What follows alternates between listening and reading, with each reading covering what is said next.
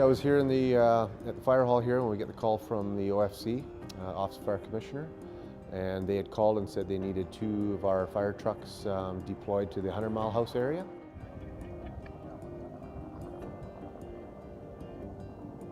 It was large scale, you know. It was, I was right into the thick of things down there, and it was, we had a lot of trees canneling, we had a lot of structurals. It's a different side that we see as structural firefighters now. You're incorporating the forestry side of it with structural. Now you're dealing with aircraft too that are flying overhead, so it can be a little overwhelming sometimes.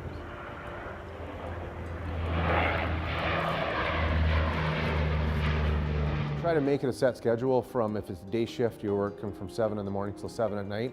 But sometimes it all depends on the winds and everything else. We were working 20-hour shifts. We would start sometimes at 7 in the morning. We wouldn't end till 12, 2, 3 o'clock in the morning sometimes.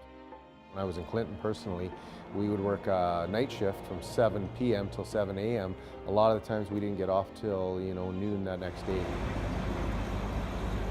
At one point behind 108 Mile House, people don't realize there's I was told up to 1,800 to 2,000 homes in that area. A lot of the animals that were left behind, some of our jobs were to go back to those areas, feed the animals that were left behind. We found horses and chickens and all kinds of wildlife back there and pets that were left behind, cats. So we'd go around feeding those, fireproofing some people's homes, pulling away some of the combustible material away from their homes, so if sparks did come down, it wouldn't catch their house on fire. So we were doing a lot of other tasks. More of a learning curve for us is what we could do better in the community of Quesnel. So how could we improve basically fireproofing Quesnel, and unfortunately it's what happened in 100 Mile and Williams Lake could inevitably happen in Quesnel.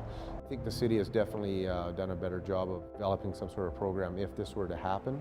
I know our fire chief is really keen on developing a structural protection unit for the Quesnel Fire Department, and that unit would be a trailer ready to deploy to save a series of homes or a subdivision of homes. And just different tactics is basically what we need to look for, where fire could start. We have a lot of areas in Quesnel that are rural areas with a lot of structures and a lot of where a wildfire potentially could threaten those structures. So we've definitely thought about that and some of the things that we could use or tactics to help us fight those fires.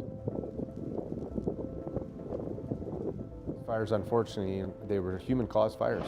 We had a few fires this year that were started on the side of the roadways and highways due to cigarettes, and people don't realize the magnitude of that. That could potentially start into a wildfire. So basically the whole prevention side of it is basically learning, if it's a drier kind of a situation, keeping everything, like your dry grass, keeping that soaked around your home.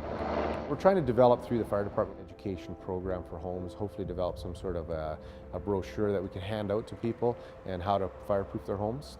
And we're going to work with the province and try to find some sort of an educational tool that we can give to people.